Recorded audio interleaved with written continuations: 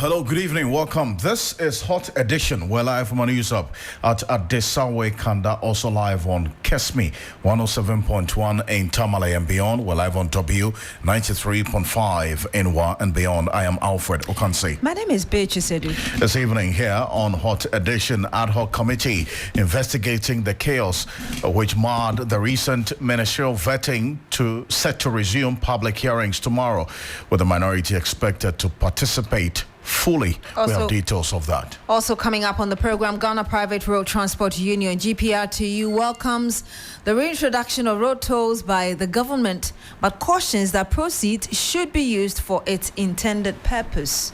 Also, Speaker of Parliament directs the Health Ministry to take urgent steps to halt the spread of meningitis in the country. We have the latest on that. Plus, there are an update on the water crisis that's hit parts of the Volta region. Shortly, we'll be joined by our Volta regional correspondent giving us an update on that here on Hot Edition on 3FM 92.7, also on Kesmi 107.1 in Tamale and beyond, or live on W93.5 in Wa and beyond. The next 1 hour 30 minutes we have the latest in business and sports as well.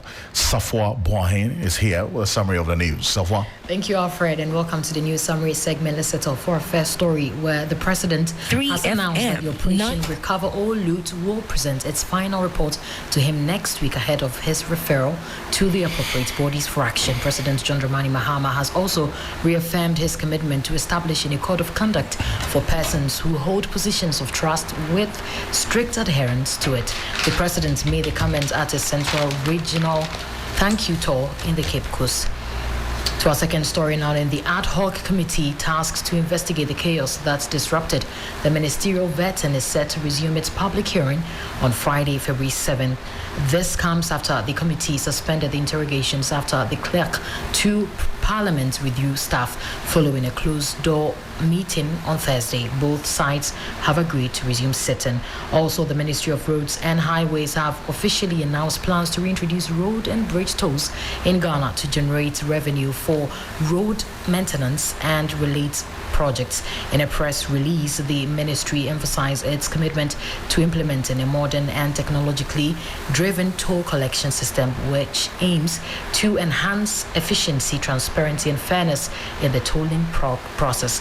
The initiative aims to ensure efficiency while addressing funding challenges in road maintenance.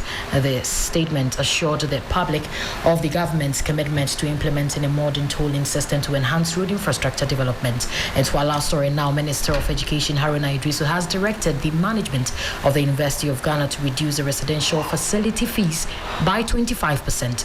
This will represent a decline from 3,000 Ghana cedis to 2,500 cedis to be paid by both fresh and continuing students. The sector minister gave the directive when he met with the management and the Students' Representative Council of the University of Ghana in Accra. And this brings us to the end of our news summary segment. And over to you, Alfred and Beatrice. Thank you very much. The ad hoc committee tasked to investigate the chaos that disrupted the ministerial vetting is set to resume its public hearing on Friday, February 7. This comes after the committee suspended the interrogations after the clerk to Parliament withdrew staff following a closed-door meeting earlier today. Both sides have agreed to resume the sitting. Here's exactly what happened in the case of that exclusive interview we had with the chair of the committee, Manu Bejura, giving us an indication of what next will be for them. Yesterday, as you're all aware, we had a little challenge with our meeting, and we have to suspend what happened. We have to suspend the interview as well as the witnessing of our people yesterday. We've had a message from the Right Honourable Speaker and the Clerk of Parliament, and so we are resuming sitting tomorrow, 10 o'clock, at the same venue to continue with our work.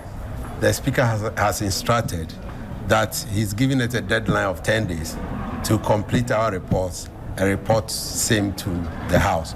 So tomorrow, we are inviting all of you to join us to continue with what we started yesterday. Thank you very much, and I hope you will indulge us and come there tomorrow. Thank you. Well, so the chair of the ad hoc committee probing the chaos at the appointments committee says he will push for all hearings before the committee to be public. This comes despite calls from some quarters for aspects of the committee's work to be held in camera. Mawena Egbeta has more details in the exclusive interview with Emmanuel Beja. We'll get into the details of that shortly, but Dr. Jonathan Asanchochi is a political analyst, a lecturer at the University of Cape Coast Political Science Department. Dr. Jonathan Asanchochi, good evening. Thank you for joining us here on Hot Edition. Good evening, Alfred. 3FM. It's good to have you as always. Join us. Now we are hearing today that apparently the committee, this ad hoc committee, was misinformed that it was the speaker's directive for them to suspend sitting yesterday. That was not the case, and now we understand as well that they're going to resume sitting tomorrow, and all sides are going to be part of the hearing process. I mean, with all these things playing out, how does this strike you? Well, let me say good evening once again to your listeners and to your good self.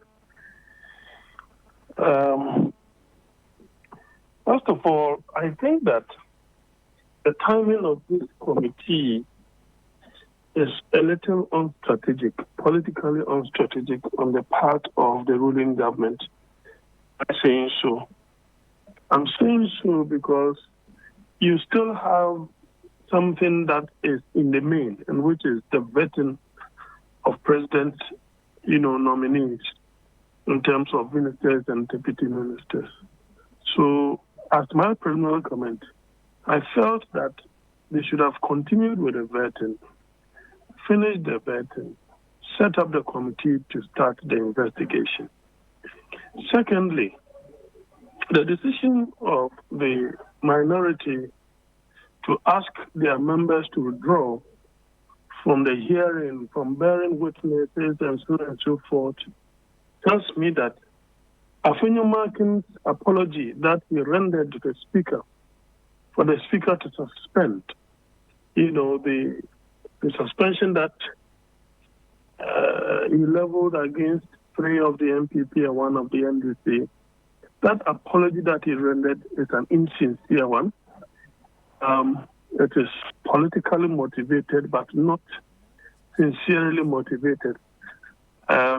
Because if indeed it was out of a demonstration of remorse, he probably would have allowed the members to bear witness and to be part of the committee as those questioning and as those who are also giving testimonies or witnesses.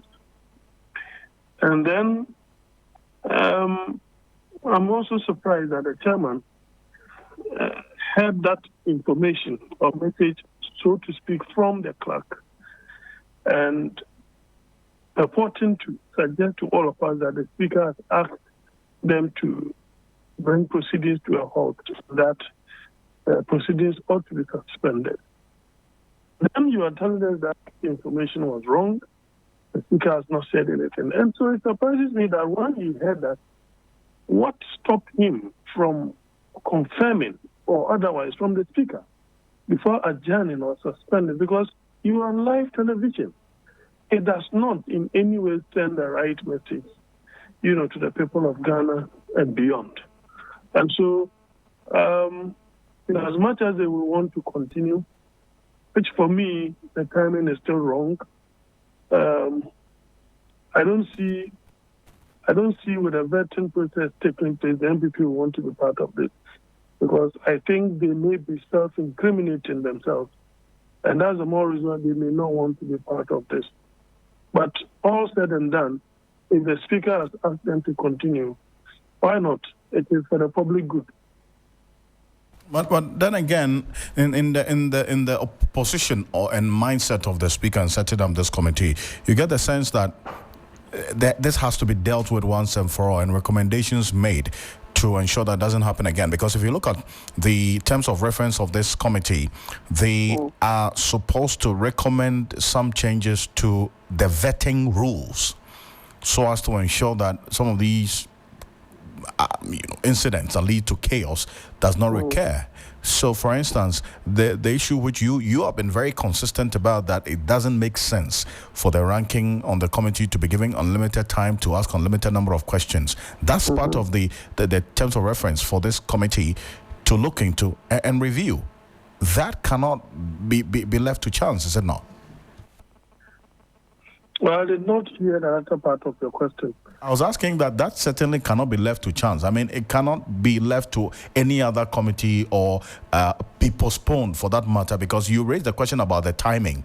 But this particular issue has to be dealt with in the mind of the Speaker as soon as possible so that it doesn't lead to further chaos. Yeah, I agree with you, but as to whether the sitting will take place, the recommendations will come before the vetting processes come to a close, I doubt. Maybe it could be the 10th Parliament. But as it stands now, we are just left with some deputies. And you know that those who are not politically exposed are not the target of the minority. Obviously, the likes of Suhini will face the wrath of the minority. And so if they have to do the proceedings, the ad hoc committee is able to conclude the proceedings before, the vet. And I'm sure the vetting will be done concurrently. I don't know whether they intended to ask the committee to finish it well before they continue vet. I don't think that will happen. The president needs the full complement of his government, and therefore that will probably be done concurrently. After all, the membership of the ad hoc committee are not the members, of the vetting committee. Unless maybe some of the members in the vetting committee will have to be called upon to be witnesses and so on and so forth. And that in itself could also create some kind of time-consuming measures.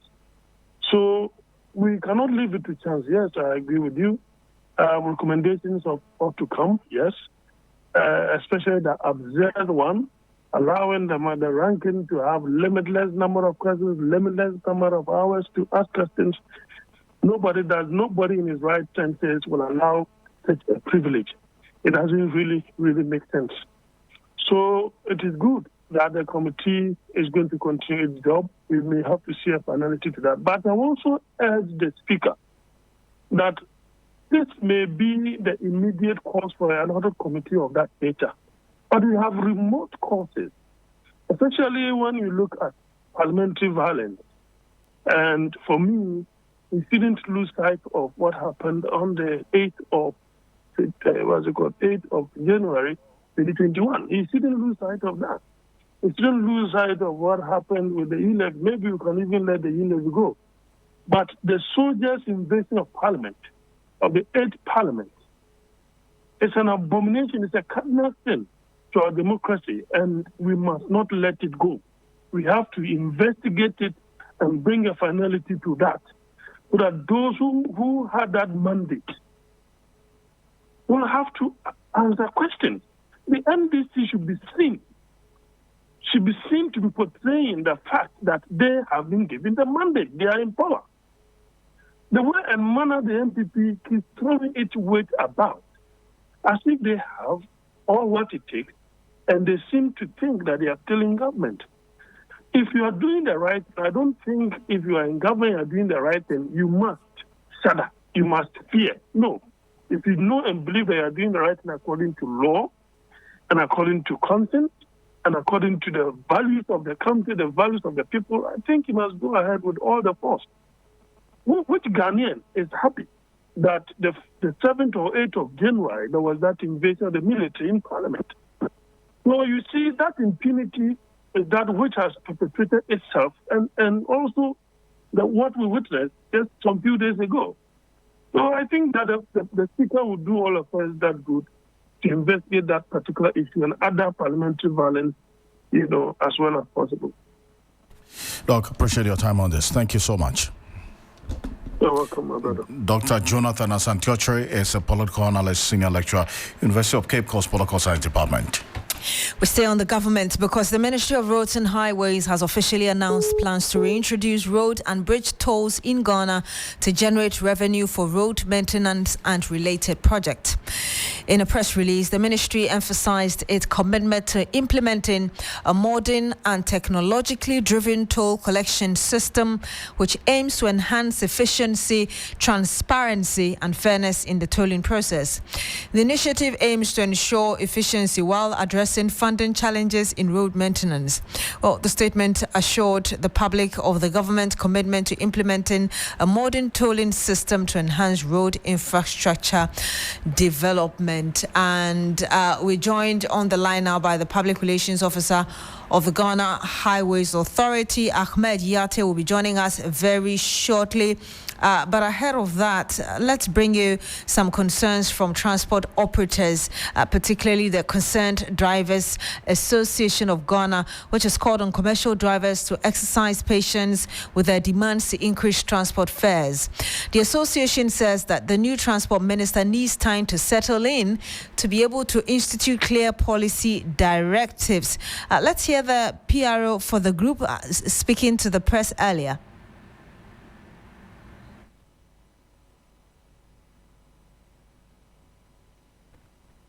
We'll bring you that GPRTU, the Concerned Drivers Association spokesperson. But let's go back to Ahmed Yate, who is the Public Relations Officer of the Ghana Highways Authority. Good evening to you, sir. Thank you so much for joining us. Thank you very much. Let me correct you. My name is Nasser Ahmed Yate, and I'm the head of Public Relations for the Ministry of Roads and Highways and not the Ghana Highways Authority. Much for that. Well, it's now official. The tolls will be returning. The question is how soon? Can you tell us? Well, before I go to how soon, let me say that government has decided or has announced this afternoon its intention to bring back the toll in order to generate revenue for road maintenance and other related matters concerning road construction in the country. As I speak to you, we've drafted a concept note or a concept paper that will enable us to commence the procurement process. We are looking at having an all-inclusive tolling system in the country that will, one, eliminate congestion at our tolling centers, that will eliminate revenue leakages, and that will eliminate the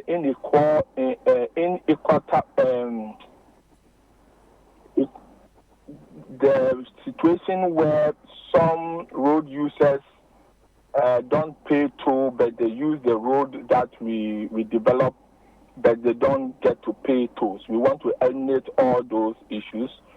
We are looking at a system that will be very technologically driven, very fair, very open, very transparent to all Ghanaians. And so you ask the question, when are we going to start? As I speak to you, the ministry is engaging with the Ministry of Finance to start a PPP process for a concessionaire to undertake this tolling system. At the end of the process, we are looking at a new policy that will enable us to collect toll. And so the government, we are looking at the government signing a concession agreement with the concessionaire that will be brought on board, and a concessionaire who will have solution for all the challenges that we are looking to resolve as far as tolling in Ghana is concerned. We anticipate that all things being equal, by July this year, or before the end of the year, Ghanaians should see a different modern toll collection system on our road network. This is also something that the Minister for Transport, Kwame Gavin-Sagboja, mentioned earlier, that is not going to be physical, it's going to be technologically based. Are you able to explain to us what that means and how that will translate on our roads? Well, so we are going to, the minister is the Minister for Roads and Highways and not Transport. I should correct that. So we are looking at a system where you will not have to stand or spend time at any toll location. We are looking at a solution that captures vehicles as they drive through, and no vehicle will have to spend any time at our toll location. So we are removing all congestion at the toll locations. As to the detail of the system we put in place, it is when we get the concessionaire and he deploys his solution or he brings his proposal on board, we'll understand fully the kind of system we will be deploying. But at least we are clear in our mind as a ministry that we want a system that will not allow any congestion at any toll location. So it's for the concessionaire to propose to us a system that enables us to achieve this objective. We'll have to end it here. Nato Ahmed Yate, he speaks for the Roads Ministry, also emphasizing on what the minister earlier said. Abbas Imoro Ibrahim is also the Industrial Relations Officer of the GPRTU. He joins us live on the line. Good evening to you, sir. Thank you so much for joining us. Thank you for calling. Alfred had in the past said it will welcome any such move as regards increasing transport fares, but some concerns about the mode of collection right now? Are you talking about the road toll or lorry fare? About the transport increment, because you've asked, we've heard concerned drivers asking, people asking for increment to hold on until the minister settles in. Yeah, those who spoke about the increments, yes, of course, we are in the range, but the timing is not good. The transport minister, we have to see him. We have some proposals on the fuel itself to present to him. Probably, God willing, next week we shall meet the transport minister. And if we accept to those proposals, meaning the lifespan between transport operators and increase in lorry fares is going to move a little backwards. But if no, the answer is no, then it means we have to package ourselves and come up with upward adjustments in lorry fares. So let me ask you about the latest move by the government to bring back road tolls, but in a different way to ensure that, the monies that are collected is the same that is used or goes to the government and used for the purpose that it's intended for. We have no program on reintroduction of the road toll, except 2 or 3 things we want to put across. Yes, I heard someone saying they will remove all the toll booths. That is one of our programs, so that the queue at where we paid will be thing of the past. Secondly, we are pleading they should use the money to repair the roads to minimize road crashes. Lastly, we are also pleading to engage the players, the transport operators, whereby they might not slash huge sum on us. We agree to that. So apart from this, we have no problem. I have to end it here. Thank you very much. Abbas Imoro Ibrahim is Industrial Relations Officer of the GPRTU. Okay, you're welcome. And a bit further on this matter, and a number of you have also been sharing your thoughts with us here on Hot Edition on 3FM 92.7, also on Kesme 107.1 in Tamale and beyond, and W93.5 in Wa and beyond. David Aguado is National Public Relations Officer of the Concerned Drivers Association. They've been speaking to 3FM about their engagements with the various stakeholders and the calls by some driver unions to have transport fares increased. Come out with our own prices. But this one, there is no minister at work. And there is no anybody that we are going to confront with this, that this is what is happening. What is the way forward? So as the earlier secretary and then the chairman said, it is true that we have to wait till minister take his full office. And we'll go to him and we'll sit down. It will be better for us in that way than to take the law into our own hands. So we are very happy. We have talked to them. They have agreed and have withdrawn every statement. We are waiting for the minister to be in office and call the transport operators quick so that we will be able to serve Mother Ghana. We don't want a Mother Ghana that is with chaos. That's David Aguado. There is the head of public affairs for the Concerned Drivers Association of Ghana. Let's go back to our earlier story where the ad hoc committee, the tasked to investigate the chaos that disrupted the Ministry of Vetting, is set to resume its public hearing on Friday. That's tomorrow, February 7. Now, this comes after the committee suspended the interrogations after the clerk to Parliament withdrew staff following a closed-door meeting earlier today. Both sides have agreed to resume sitting. Chair of the ad hoc committee that's probing the chaos at the appointments committee says he will push for all hearings before the committee to be public. Now, this comes despite calls from some quarters for aspects of the committee's work to be held in camera. Mawan Egbeta sat with Emmanuel Bejra, and this is what he had to say about that call.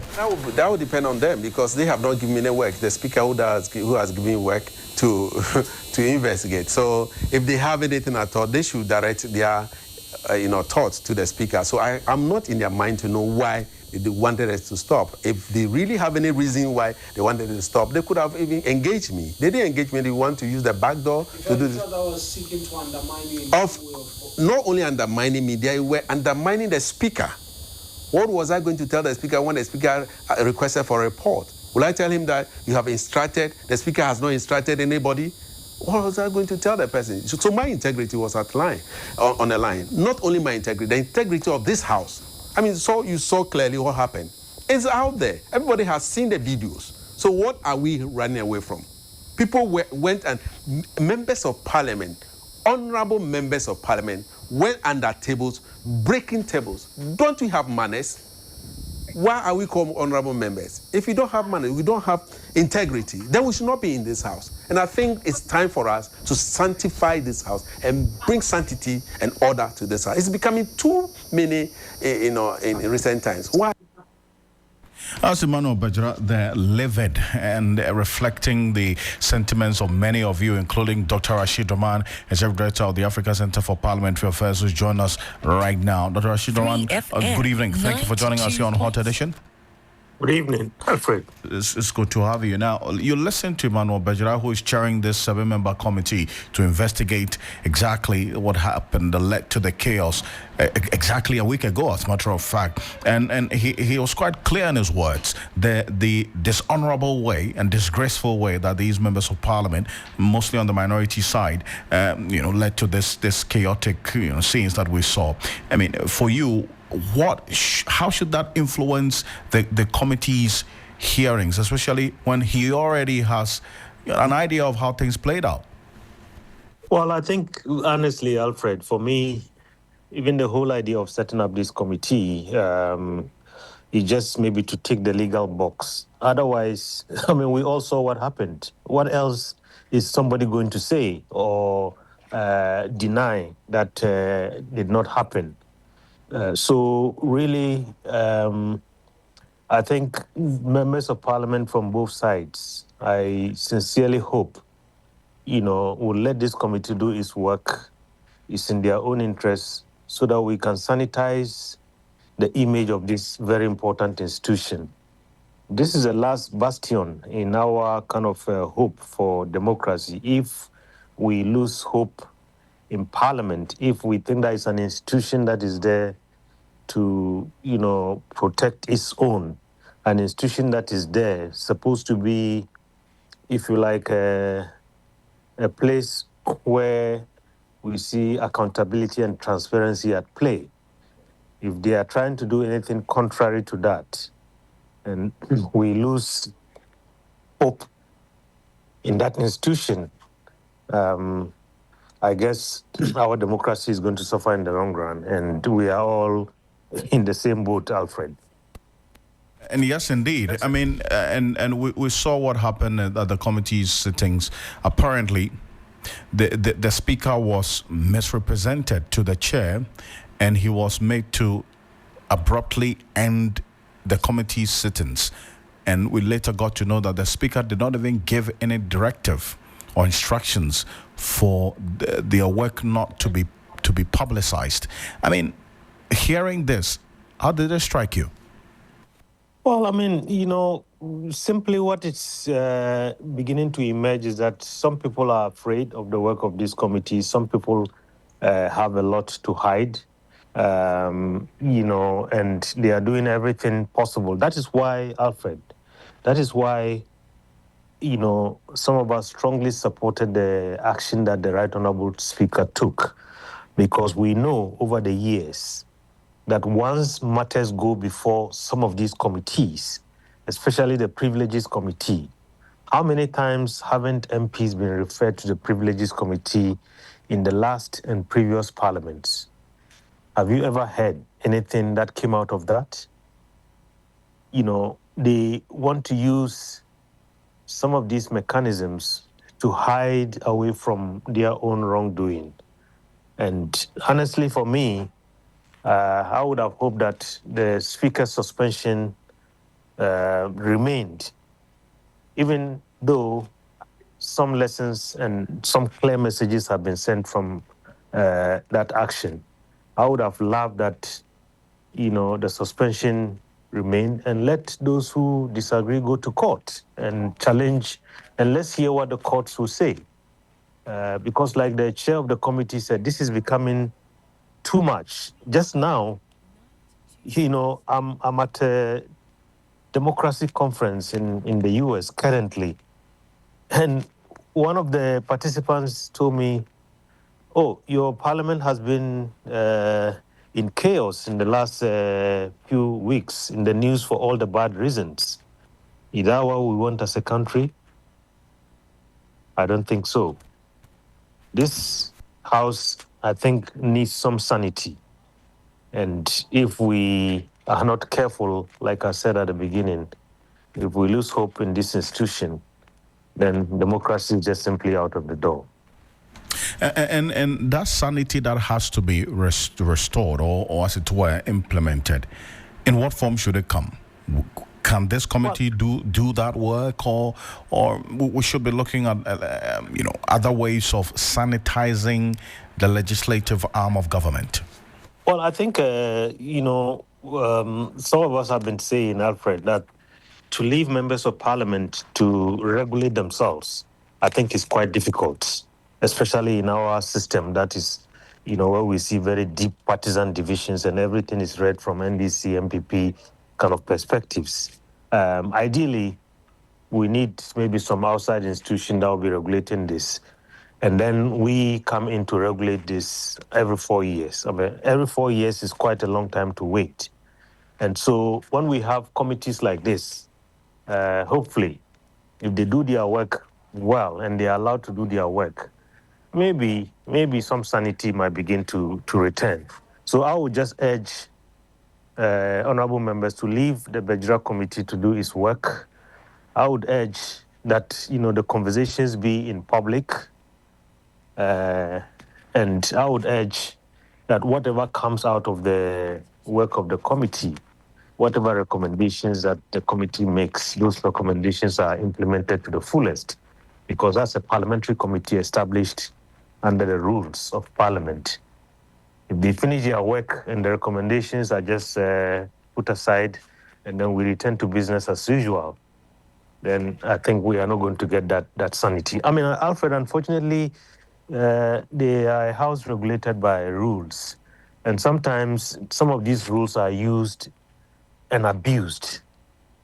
And that is what we are seeing right now. Because even the fact that the Right Honorable Speaker would suspend members of Parliament, for that kind of unruly behavior, and we have people running all over and saying that is illegal. He has gone beyond his powers and so on. Should we allow these things to continue? And then we say, because of some kind of obscure kind of legal positions that cannot be defended, we just let this continue? No, I don't think that's what we sign up for. I'm not too sure about that. And the irony of it, that the House of Rules engage in an unruly behavior. Yeah, like exactly. This. Exactly, Alfred. Exactly. I mean, they are the ones who make the laws, and they are the first to subject themselves to these laws. Otherwise, then they have no business. Nobody has any business in our country in telling people to obey any law. If the makers of the law themselves, don't want to subject themselves to the law, let them set some good examples for us, and then all of us will be happy to follow and to obey the law. Otherwise, if it becomes a house of chaos, then we would have a chaotic democracy. Now, but maybe for the quick one and final before I let you go, it goes back to the earlier question I asked, because you touched on it, but I didn't get a direct answer. To the extent that the House of Laws that engages in lawlessness tries to check its own act of lawlessness, and you'd concede that Parliament cannot do an effective job in checking itself. So who has to do that? Honestly, Alfred, I have said, and I hope that the Parliament will listen. I know they will not like it. We put together some group of eminent Ghanaians who will be responsible for dealing with these breaches of, decorum, contempt, because we cannot trust Parliament.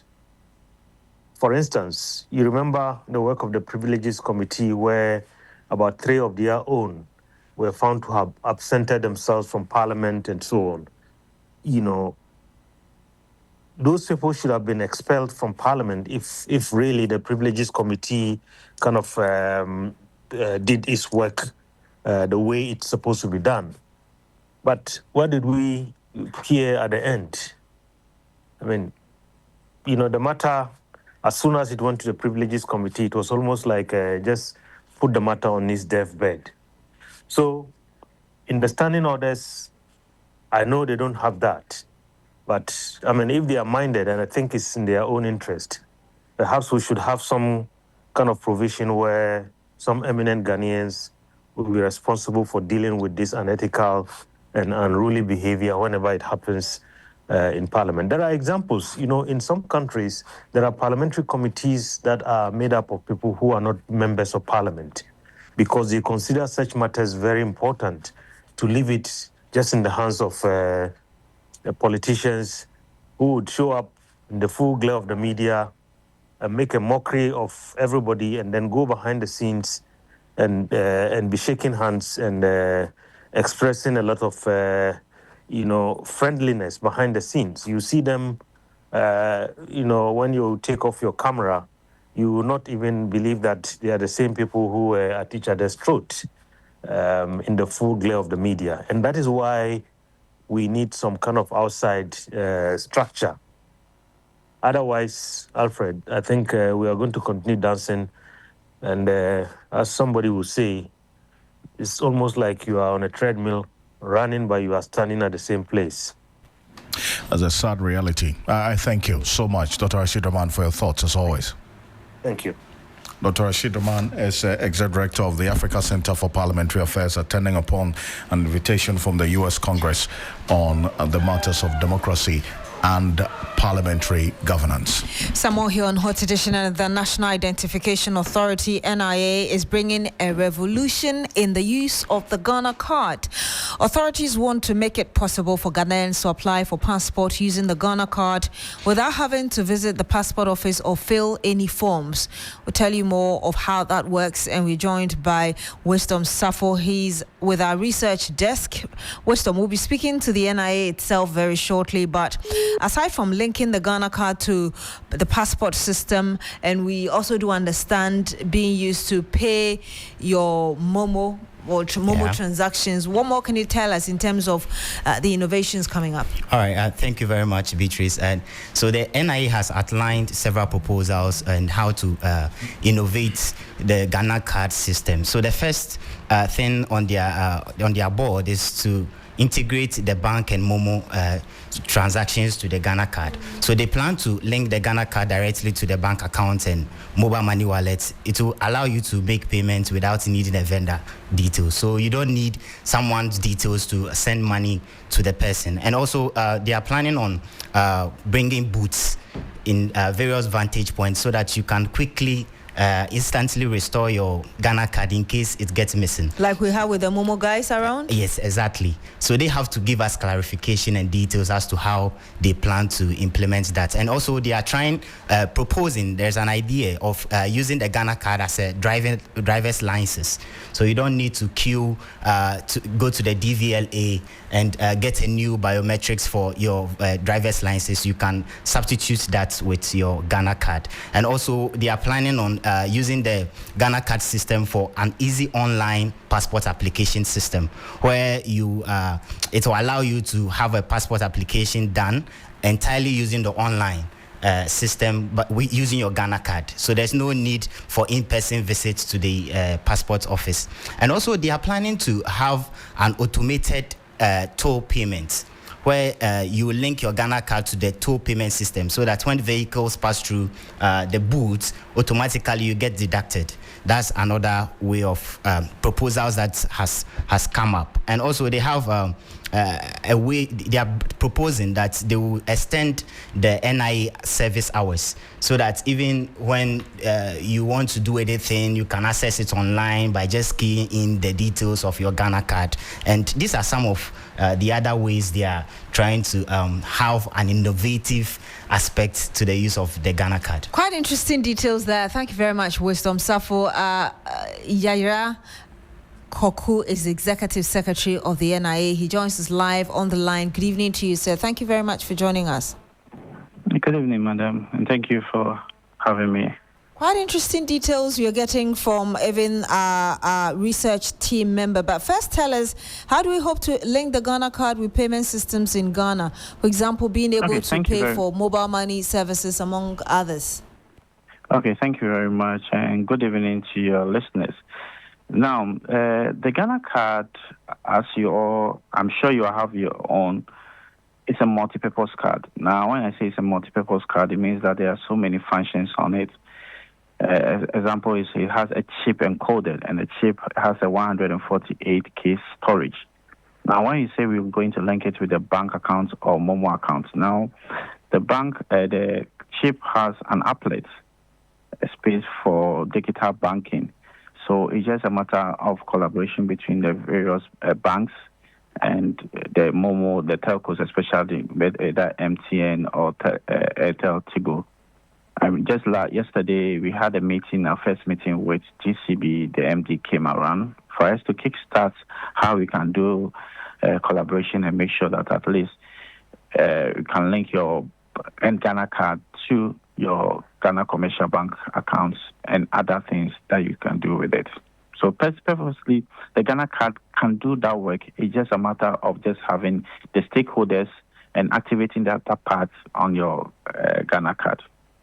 To the banking system bit, but let's stay a bit longer on the toll booth. Already, we've heard the Road and Transport Minister, Kwame Gavin-Sagboja, and indeed, this afternoon, this evening, we spoke with the PRO of the Roads Ministry as well, talking about the introduction of technology for our toll collection system, as it were. How is that going to work? In terms of that plus what you're introducing now, that you can automatically, pay with your Ghana card moving forward when you bring on this system? It's just the same way that when you link your bank to your Ghana card. Now, what that means is that once you link your Ghana card to your bank account or to your Momo account, that means there's money on the card. Now, if you go to any of the European countries, they don't have any barriers when you go to the toll booths. All that you do is you cross. Once you cross, the Ghana card is an NFC. So all that it needs to do is that it resets automatically using the wireless. Once it reads, it does the deductions and you just pass without you knowing.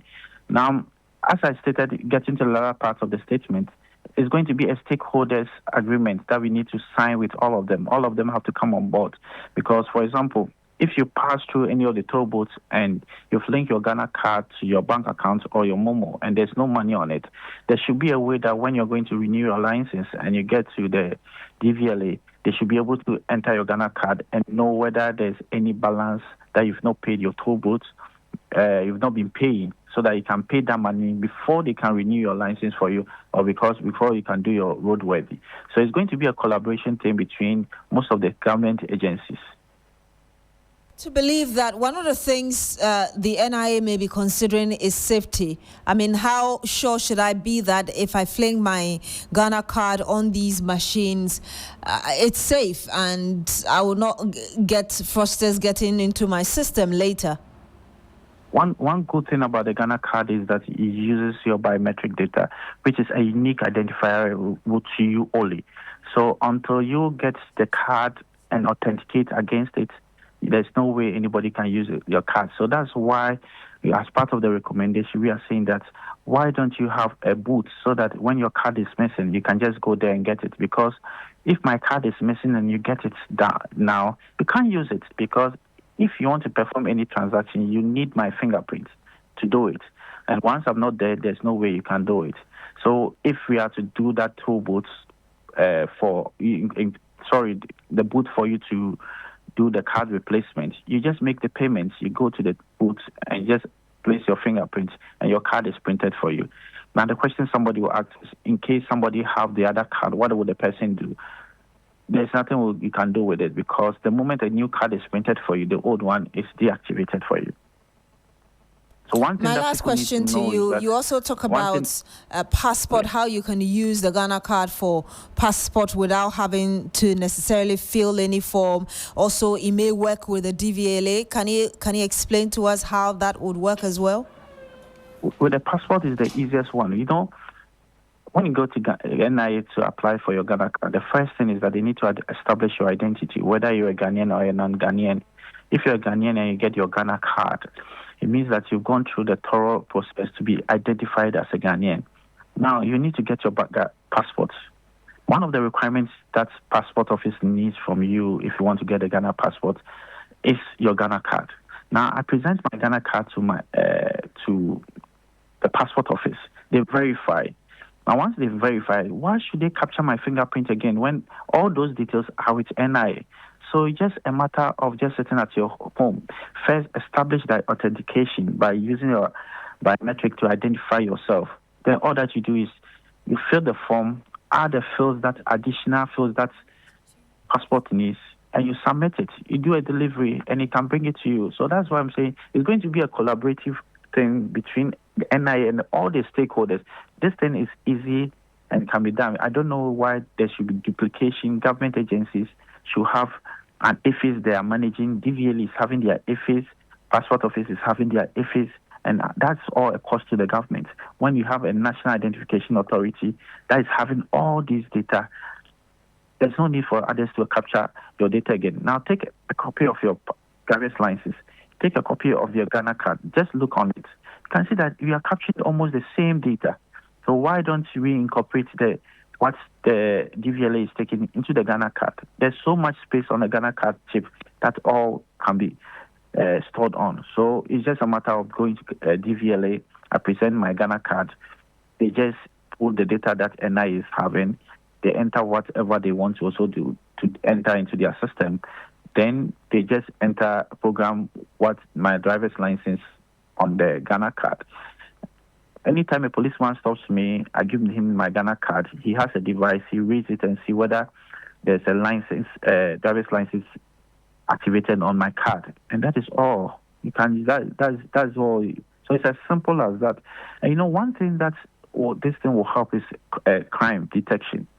At any point in time, we can check the activities of a particular person's card, and we will know where he went, whether he passed through the tomato booth and he paid, or he went to a particular restaurant, ate and paid, or he did any transaction and paid. Because the Ghana card, the PIN is your unique ID, and at any point in time, you can just click on it to check the activities of that card.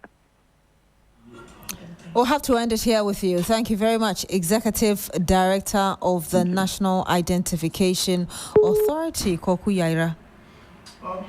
While we wait for all of these, and very, very interesting development ahead. 10 minutes to the hour, 6 p.m. here on Hot Edition on 3FM 92.7, also on Kesme 107.1 in Tamale and beyond. We're live on W93.5 in Wa and beyond. And we'll go to the voter region for a number of issues right after this quick break and head into the world of business as well. And Juliana Menuafo is standing by with the details after this quick break. Stay with us. Accra gets busy on this frequency. 92.7 3FM.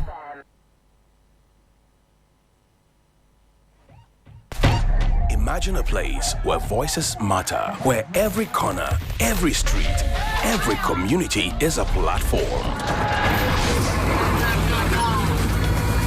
A big bus moving through Accra, carrying conversations, questions, and the pulse of the nation. This is not just another show, it's your voice on the move. Join us as 3FM Sunrise hits the road, turning ordinary streets into platforms for extraordinary dialogue. Speak freely, listen deeply, and help shape the conversation that drives Ghana forward. Look out for the bus and tune in exclusively on 3FM 92.7, your urban lifestyle radio.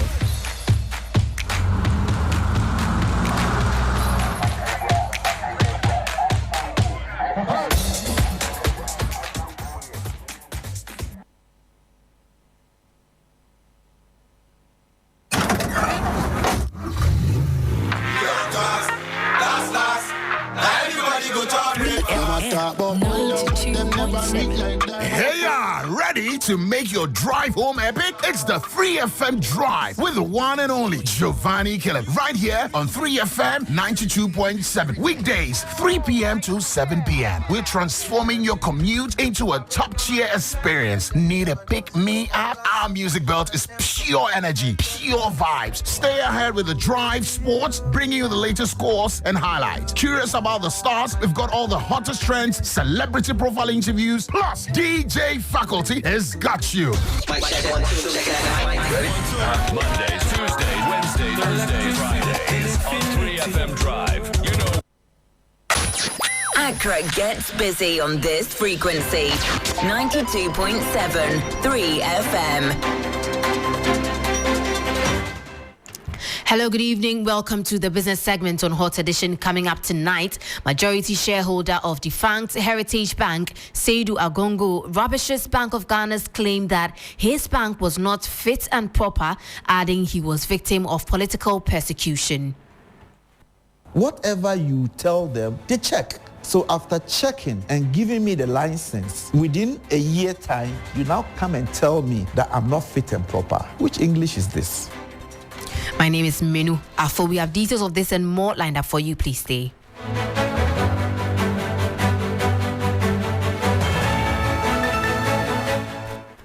Now the details. The majority shareholder and owner of defunct Heritage Bank, Seydou Agongo, has rubbished claims by the central bank that he was not fit and proper to own a bank after the then governor, Ernest Addison, revoked his banking license. Mr. Agongo, who has been standing trial by the state for his alleged role in a cocoa butter fertilizer scandal, has recently been freed after the Attorney General filed to drop all charges against him. program. In a yet-to-be-aired interview on Business Focus with Pakwesi Asare, Mr. Agongo said he has always been innocent. I'm a private person and I applied and I had a license. I'm not a regulator. I'm a businessman who think of the fact that, okay, banking is a sector that I can grow it within the sub-region. Look, we're sitting in Ghana here. Look at Nigerian banks. They're almost everywhere. Can you count any of a Ghanaian bank anywhere? No. So I'm not a regulator. I applied. I want a banking license. You bring your conditions. I meet each one by one. Bank of Ghana has got a forensic unit that defines who becomes fit and proper. You don't just take any money to Bank of Ghana and they'll give you a banking license. Whatever you tell them, they check. So after checking and giving me the license, within a year time, you now come and tell me that I'm not fit and proper. Which English is this? Now, an International Monetary Fund team is expected in Accra this weekend to hold crucial discussions with the government on the economy and the 2025 budget. The 5-day visit will assess Ghana's fiscal progress, external debt negotiations and plans for the energy sector, including potential privatization of aspects of the Electricity Company of Ghana. The following news desk report has more. Sources indicate that this is not a formal review mission, but a key engagement ahead of Ghana's 4th program review later this year. The IMF is also expected to seek clarity on government's plans to address revenue shortfalls, especially if proposed tax removals such as the betting tax, COVID-19 levy, and e-levy are implemented. Additionally, the talks will explore the government's proposal to extend Ghana's IMF program to secure more financial support. The next tranche of IMF funds, expected around June, will depend on Ghana meeting fiscal targets. The outcome of these discussions could shape key policy decisions in the 2025 budget as the government works to align its economic plans with the IMF's broader objectives for debt sustainability and revenue growth. That was a 3 Business News Desk report on IMF team expected to arrive this weekend for crucial talks on Ghana's economy and the 2025 budget. Away from that, the German Development Corporation GIZ Ghana is boosting the productivity of small and medium-scale enterprises to compete globally through its Sustaining Competitive and Responsible Enterprises program. The SCORE program is designed to demonstrate best international practices in manufacturing and services sectors, ultimately facilitating SME participation in global supply chains. At the launch of the program's 4th phase, Head of Component Invest for Jobs, Eunice Ejewa Ejapong, emphasized that participating SMEs will benefit from enhanced cash flow and revenue to enable them scale up. The idea is for us to actually provide the technical support based on which then the SMEs can also, out of the expansion or their increased productivity, be able to generate more cash flow or revenue to be able to support some of the interventions. So by this, we are actually promoting, for instance, occupational health and safety measures, which then requires that then the companies will need to ensure that they, for instance, acquire PPEs for the companies. So these are some of the things that we're doing, but it's important that the SMEs also contribute to some extent, and these are the contributions that the SMEs are actually expected to make. And we believe that this is a more sustainable way of doing things, where the support from Development Corporation, by the end of the day, the companies that we are also supporting are able to contribute. Well, that was Head of Component Invest for Jobs, Eunice Ejewa Ejapong, of the German Development Corporation, GIZ Ghana. Well, that's it for Business News on Hot Edition. For more business stories, please check out our website. It's www.3news.com. My name is Minu Afo. Stay tuned. Hot Edition continues.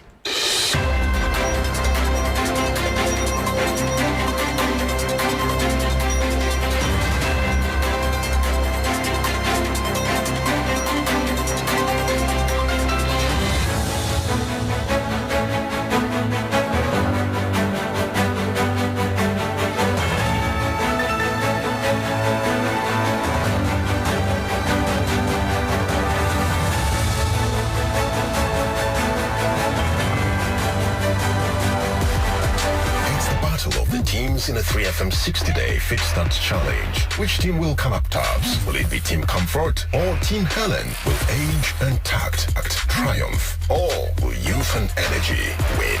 Call or WhatsApp on these numbers: 0532 300 927 or 0532 200 927. Now, to join Team Comfort or Team Helen and enjoy holistic wellness coaching, specialized diet plans, and cooking tutorials, thrilling exercises, challenges, and activities, plus many exciting rewards. 3FM Fit Start, sponsored by Daffy's Health and Beauty, Bill's Microfinance and UGL Premier, and supported by Blue Skies and the Ghana Medical Association. 3FM Fit Start, your health, your journey, your victory. 3FM 92.7.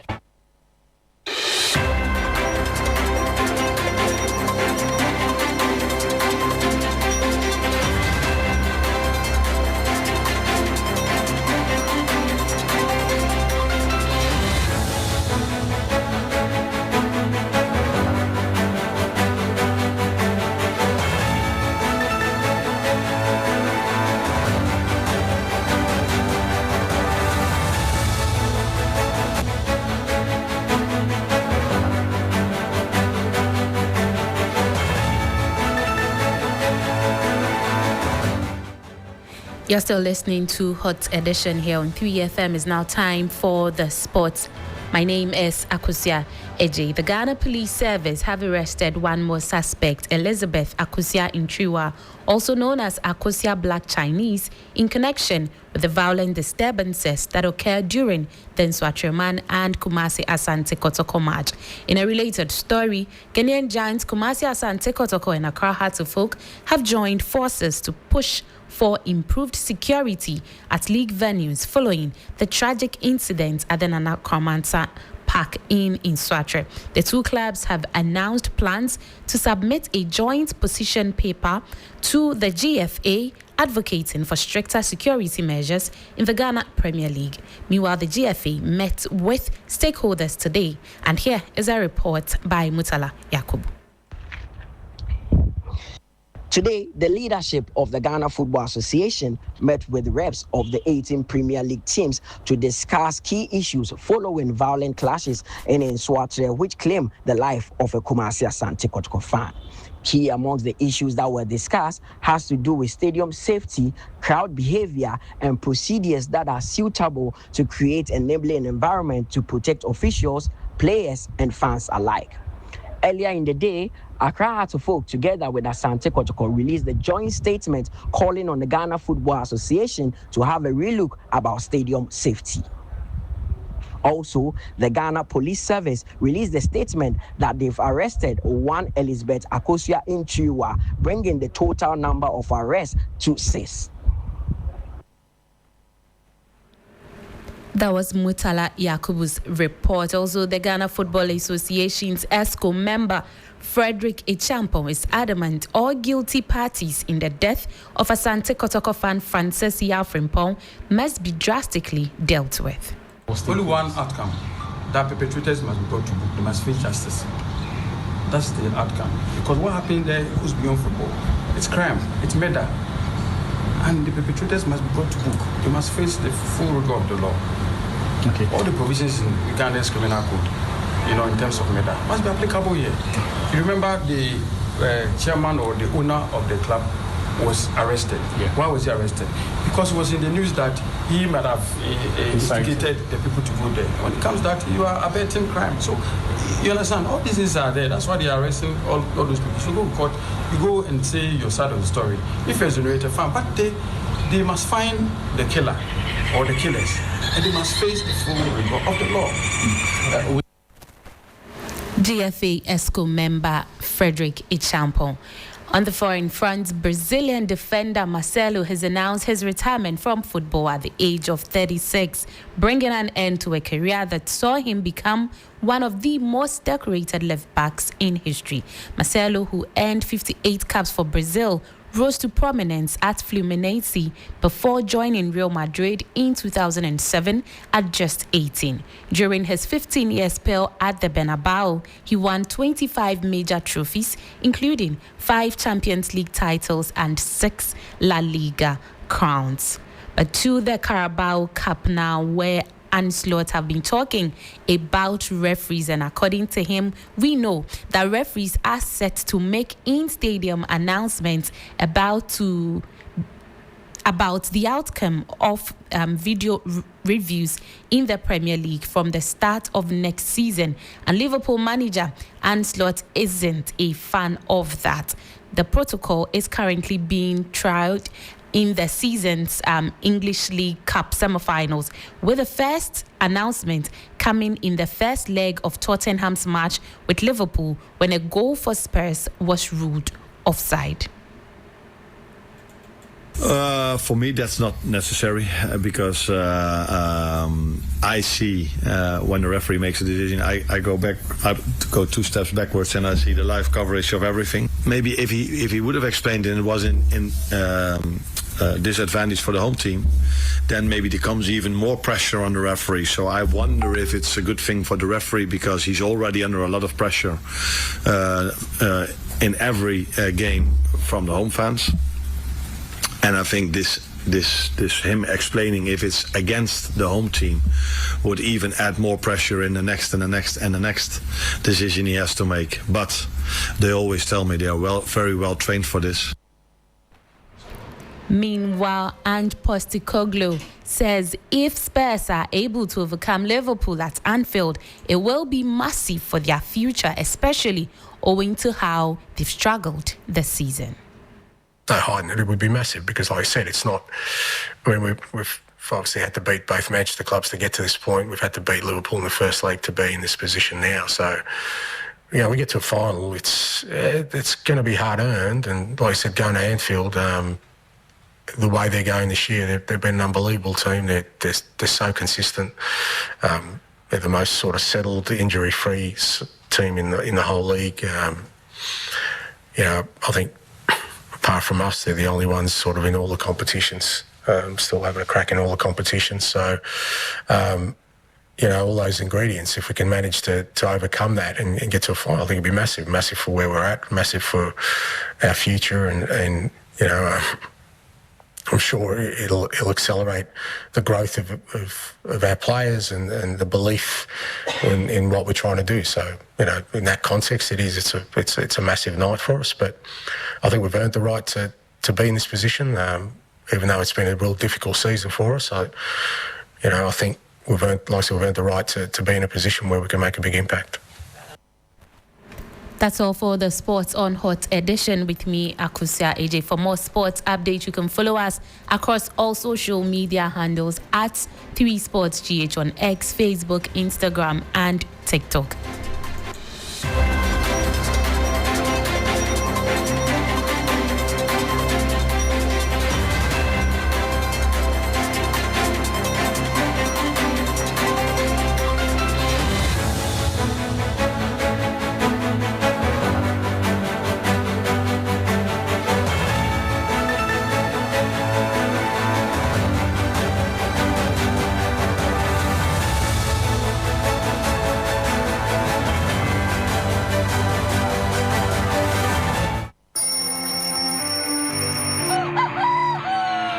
Early every weekday because of you, to keep you on top of your game. Yeah! You are at the center of our universe. That's why we make it a duty to serve you only the freshest, hottest news and entertainment. When you want it, where you want it. Good morning, Ghana, Africa, and the rest of the wonderful world. Welcome to Sunrise on 3FM 92.7. Start your day well informed.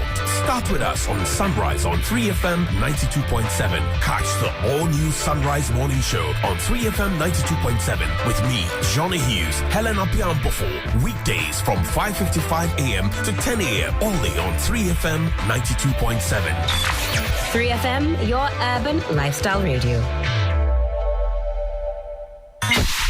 Accra, Ghana, Africa, and worldwide. Join us on Inspirational Gospel Mix this and every Sunday, 8 p.m. to 3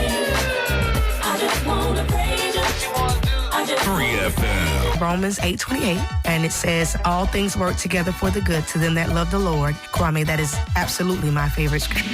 Yes, your Inspirational Gospel Mix, a moment to get inspired with the best of inspirational songs and interviews to get you prepared for the new week on every Sunday, 8 p.m. to 10 p.m. with me, your big brother, Kwame Adu, mixing G, mixing gospel. You can't miss it. You are blessed as you listen.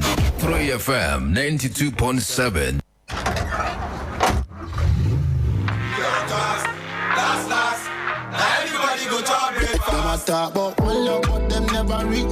Hey, ready to make your drive home epic? It's the 3FM Drive with the one and only Giovanni Killen right here on 3FM 92.7. Weekdays, 3 p.m. to 7 p.m. We're transforming your commute into a top-tier experience. Need a pick-me-up? Our music belt is pure energy, pure vibes. Stay ahead with the Drive Sports, bringing you the latest scores and highlights. Curious about the stars? We've got all the hottest trends, celebrity profile interviews, plus DJ faculty has got you. Mondays,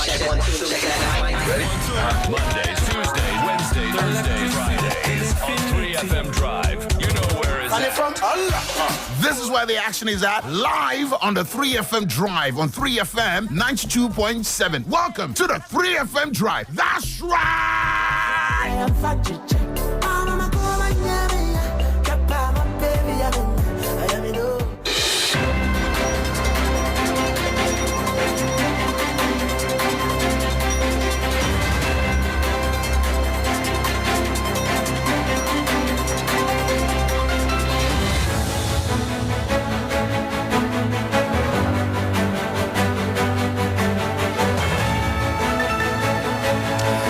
Here on a hot edition of 3FM 92.7. Thank you so much for staying. Now, work is steadily progressing on the La General Hospital project after a long delay. Residents are appealing to the government to allocate funds for a speedy completion of the project, which was started by the previous government. Sarah Apinkro was at the project site and has more in the following report.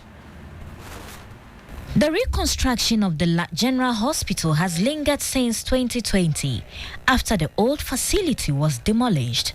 After more than 3 years, construction started last year with an October deadline to open OPD services. However, that did not materialize as a result of funding deficit, leading to the halt of work on the project.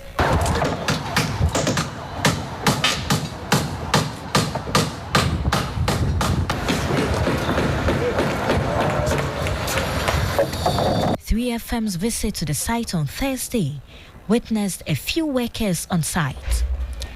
The staff accommodation block is almost completed while work was ongoing on the first floor of the project. There was no official on site to speak to the status of the project so far, but residents claim work commenced on the site a week prior to the general elections. Yes, this year budget in India. You should add it to the budget this year and do it for us. Unfinancial budget no skibi wo ho sika bi yem fa ma no na eja yen wie maye pakoma yen keje osuke reach ke abiashi ke wo no mba she bi. We've been moving from one hospital to the other. He should please complete it for us. They dread the thought of having their hospital project classified as an abandoned project. The new government should force and build this hospital for us. I know he will do it. It is not easy to complete a work started by someone, but he should try. Meanwhile, the Member of Parliament for Ladade Kutupong, Rita Na Odole Soa, has reassured residents of government's commitment to ensure the project is completed to serve its purpose. As we speak, the project is ongoing at a very slow pace, and I believe I'll go to the Minister for Health, and then we'll all visit the site, meet with the contractors, engineers, to ensure that work will be done at a faster rate to ensure that we get it completed for the good people of Dadekoto. We were supposed to meet, but a few things cropped up, so I haven't been able to meet with them. But hopefully I'll meet with them and know the exact issues, how much they have been paid, how much they are supposed to be paid. And I believe the minister is going to take it up. Sarah Pinko filed that report. Now, the president has announced that the Operation Recover All Loot will present its final report to him next week ahead of its referral to the appropriate bodies for action. President John Mahama has also reaffirmed his commitment to establishing a code of conduct for persons who hold positions of trust with strict adherence to it. Now, presidential correspondent Komla Akrofi joins us on the line with some more. Komla, what extra details do you have on this? Well, we are aware that ever since the inception of oral, it has received a lot of applause as well as condemnation, especially from the opposition New Patriotic Party and others who say that it is unconstitutional and that it does not inure to benefit any Ghanaian if you're looking at its constitutionality. However, the president remains very firm in what he intends to achieve with oral. We are also aware the chairman of oral, who is also the president's nominee, recently approved by Parliament as Ghana's top diplomat, Samuel Kudjetwa Blakwa, has spoken quite a lot about this oral.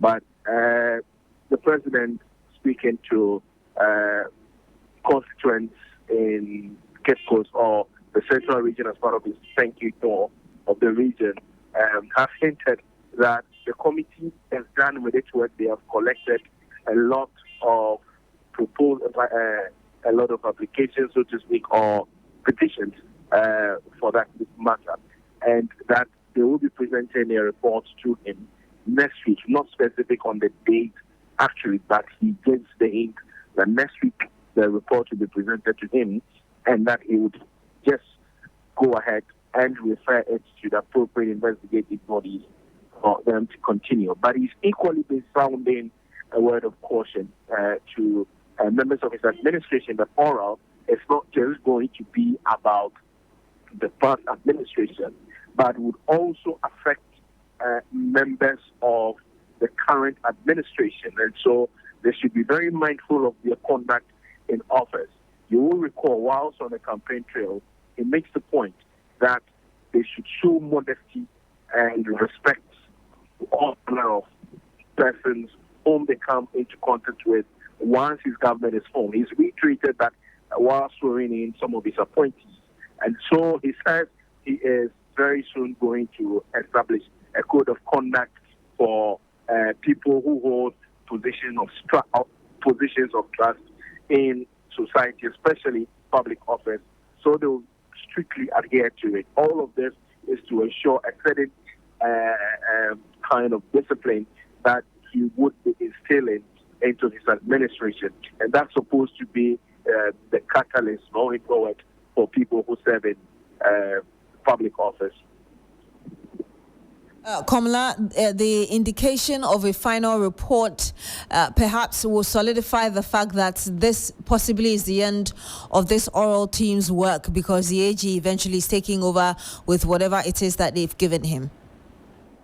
Well, it's not quite clear whether after the presentation of the report, the work of oral ends. We would have to wait and see what next the president would be saying. We know members of the oral team, for instance, Samuel Kudjetwa Blakwa, the chairman, is going to be Ghana's top diplomat. COP Nathan Kofi Boakye retired. Is also the director of operations at the presidency. We also know Raymond Acha is reportedly been appointed to serve as a deputy director at EOCO, and Daniel Domelevo, there hasn't been any appointment made to him yet. We can only wait and see whether or not oral has been said. It's one of the things that gave the NDC a lot of blood to be able to win the election. And so we can only wait next week to see what the president would say in terms of the strength or the existence of the oral team, whether it will go forward or their work will come to finality. Indeed. Thank you very much, Presidential Correspondent Komala Klucher, and you're still here on Hot Edition on 3FM 92.7, some 20 minutes past the hour of 12, and we go to the Water region now because members of the Civil and Local Government Staff Association of Ghana, CLOGSAG, in the Akrofi South municipality of that region have been on a protracted strike following a physical assault on two of its members by some residents on January 17, 2025. And Faisal Abdul Idrisu joins us live from there. Faisal, what can you tell us about what necessitated this beyond that attack? What more you can tell us?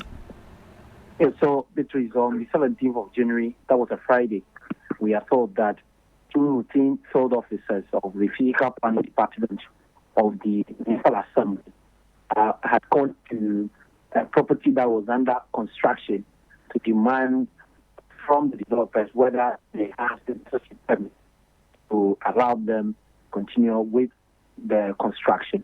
But things turned a bit bloody, and so in the end, these two officers were subjected to an assault, and in the end had to be taken to the hospital. But before I tell you what CLOGSAG has been doing since the incident, we should listen to David Okonko Lape, who is the local chairman of the Akrofi South CLOGSAG. He actually narrated to us what transpired on that steps they had taken before the intervention from CLOGSAG National. I'm sorry, Faisal, we don't have that, but can you tell us more, since that attack, whether or not there's been any attempt by authorities to resolve this problem? So we were told also by CLOGSAG that on the day of the incident, the two victims rushed the police station to lodge complaint. They were taken back to the site by 3 police officers who were there to effect an arrest, but the owner of the property had mobilized some more guys who came to the site to now put the victims to a proper assault in the presence of the police, and the police could not make an arrest on that day. So CLOGSAG moved in to declare an indefinite strike, which is still in action. They tell us that their members are not safe in the municipality, and that over time, people working in the assembly have been subjected to one form of attack or the other. And so until they are able to get that kind of assurance from all key stakeholders, including the police, that their members are safe, they will not allow members to return to post. So as I speak to you, members are still on strike. But just yesterday, we picked the information that 2 persons in connection with the attack were arrested and arraigned before the Akrofi Magistrate Court, but have since been granted bail to reappear on February 18th. Thank you very much, Faisal Abdul Idrisu, our Water regional correspondent. Now, some female traditional leaders in the Upper West region have expressed disappointment over the recent announcement by the regional MMDCE vetting committee over the non-inclusion of women in the final list to the president. Let's listen to Hajia Afisat Salia, who is the queen of Bole traditional area, who spoke earlier on behalf of the group. The women that presented themselves to be vetted really have the qualification. What is it that they do not have? They participated very much in the political process which led to the election of the president. Most of them played active politics. We saw them around here. That is a fallacy to say that they were not qualified. I do not buy that idea at all. It is just your male chauvinism you people are using to set us aside and then to continue to sit on us. And we call on the president to listen to the voices of his mothers, his wives, and then he will be vindicated in a way. And he heard the Queen Mother of Bole traditional area, Hajia Afisata Salia, who spoke on behalf of some female traditional leaders in the Upper West region.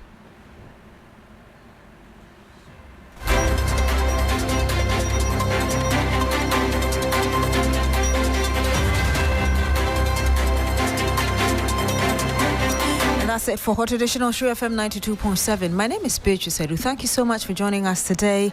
Log on to shrinews.com for more news. Have a good evening.